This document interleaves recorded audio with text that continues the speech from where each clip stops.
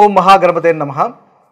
మార్చి 23వ తేదీ నుంచి మార్చి 29 వరకు ఉన్నటువంటి ద్వాదశ రాశుల రాశి ఫలితాలు ఏ విధంగా ఉన్నాయో చూద్దాము.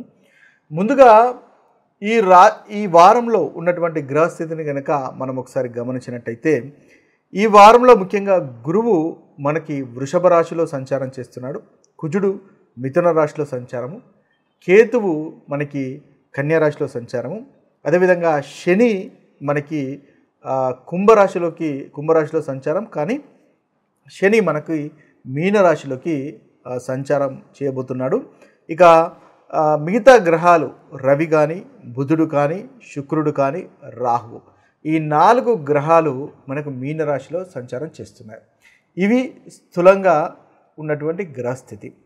ఇక మనకి చంద్రుడి యొక్క సంచారాన్ని కనుక గమనించినట్టయితే, చంద్రుడు మనకి ధనస్సు రాశిలోను, మకర రాశిలోను, కుంభరాశిలోను, మీనరాశిలోను సంచారం చేస్తాడు. ఇక పూర్వాషాఢ, ఉత్తరాషాఢ, శ్రవణం, ధనిష్టం, శతభిషం, అదేవిధంగా పూర్వభాద్ర, ఉత్తరాభాద్ర నక్షత్రాల్లో సంచారం చేస్తున్నాడు. ఇవి స్థూలంగా మనకున్నటువంటి గ్రహస్థితి, అదేవిధంగా గోచార స్థితి.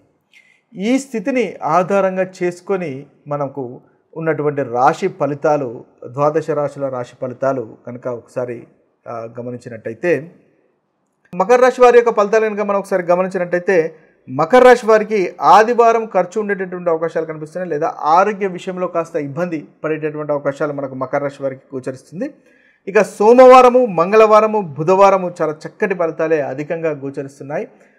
ఎనర్జెటిక్గా ఉంటారు, అనుకున్నటువంటి పనులు మీరు చేయగలుగుతారు, వృత్తిలో కూడా ప్రోగ్రెస్ అనేది ఉంటుంది, పనికి తగినటువంటి ప్రశంసలు కూడా పొందుతారు.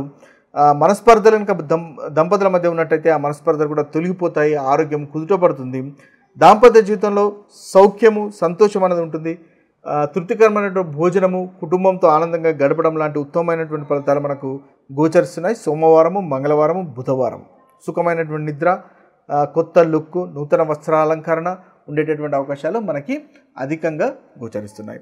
ఇక మనకి గురువారము, శుక్రవారం చూసుకున్నట్టయితే ఖర్చులు ఉండే అవకాశాలు మనకి మకర రాశి వారికి కనిపిస్తున్నాయి. కాబట్టి ఖర్చు విషయంలో కాస్త జాగ్రత్త పడండి, తద్వారా మంచి ఫలితాలను పొందుతారు.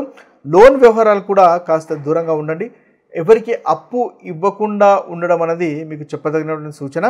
ఎందుకంటే ఈ గురువారం, శుక్రవారం ఈ 2 రోజుల్లో మీకు ముఖ్యంగా అప్పు ఇచ్చినట్టయితే తిరిగి రావడం కష్టమవుతుంది.